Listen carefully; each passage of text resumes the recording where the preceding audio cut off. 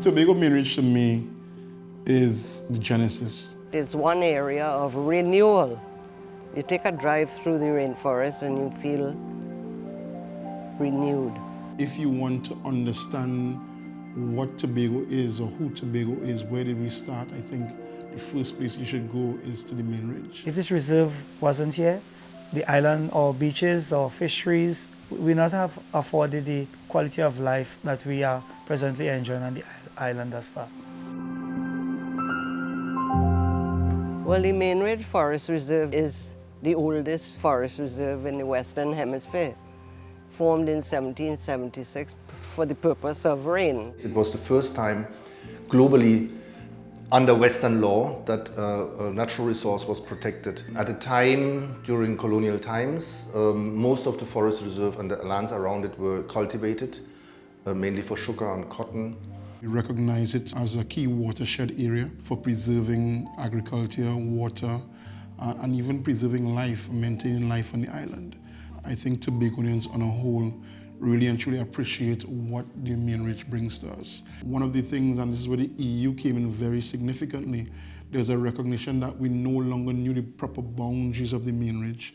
Because of time, obviously, there have been landslides, overgrowth, and so on. The idea was to map the main forest reserve, because the forest reserve had expanded over the years or had shrunk in other areas, and the boundaries were no longer really known. And it's important for the government to know where the boundaries are to ensure that it can be properly preserved over time.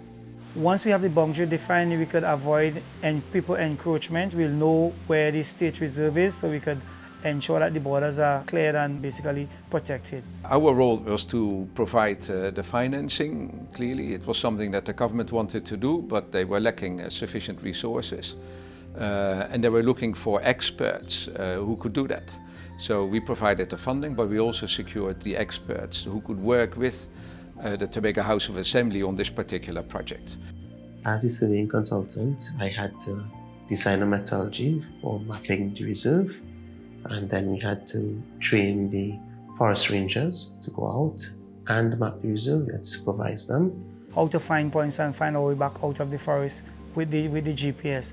And also, after we completed that, we went out and looked for some of the markers, the old markers that was established probably more than 100 years ago to demarcate the forest reserve. When we went back to do research, the declaration that set up the reserve was published in the Gazette. It also described what the markers were supposed to look like, which was a big clue, because no one as well had seen a marker.